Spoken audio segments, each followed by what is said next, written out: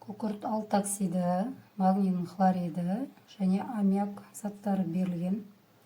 Осы заттардың молекулаларының гибридтену типтерін анықтауымыз қажет. Ең алдымен бізге берілген мына күкірт алтоксидінің құрылысын салып алайық, яғни құрылымдық формуласын. Бұл жерде күкірт бір штук болып тұр, сол үшін бір штук күкірт саламын. Оттектен 3 штук болып тұр, қараңыз. Оттегі 1 штук, 2 штук және де 3 штук. Күкірттен біреуін жаздым, оттектен 3. Мына оттектен 3 салдым. Енді Менделеев кестесінен күкірттің топ номерін тауып алайық. Қараңыз, күкірттің топ номері 6. Сол үшін бір күкірттен 6 былай сызықша таяқша шығып тұр.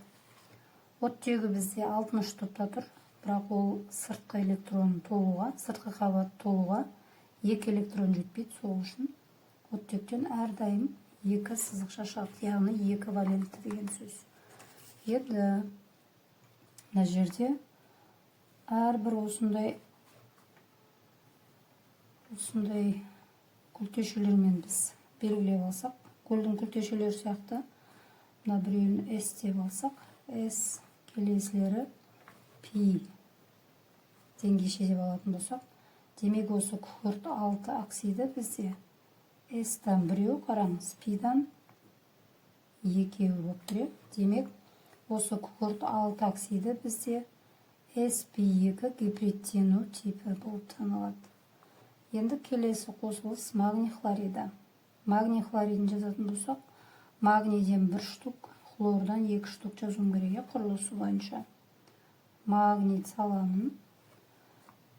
Қайсысы бір өзі тұр, сол элементті ортасына жазасыздар. Енді жанындағы мынадай санымен жазылған элементті біз жанына жазамыз. 2 жағына хлор жазайық.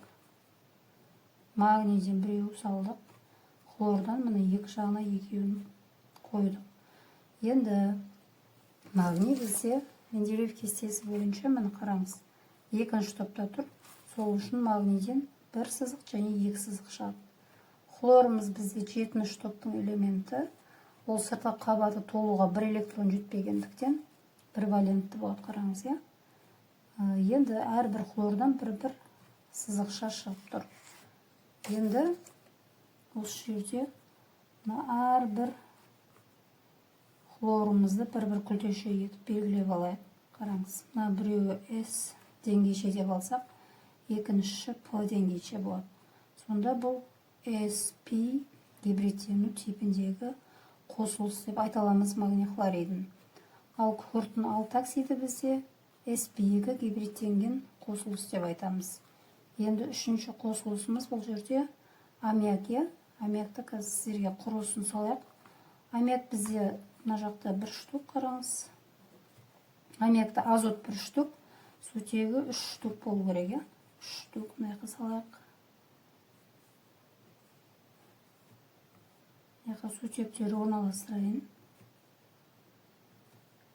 Енді қараңыз, мына жаққа қарайық. Азот бізде 5-ші топтың элементі. Бізде 5 сызықша шығу керек еді, бізде мына жақта 3 сызықша шықты, қараңыз. 3 сутекпен. Демек, мына жақта тағы жұптаспаған электроны бар деген сөз. Мына осымен 1, 2, 3, 4, 5 сызықша болды. Енді мына бір күлтеше деп алайық.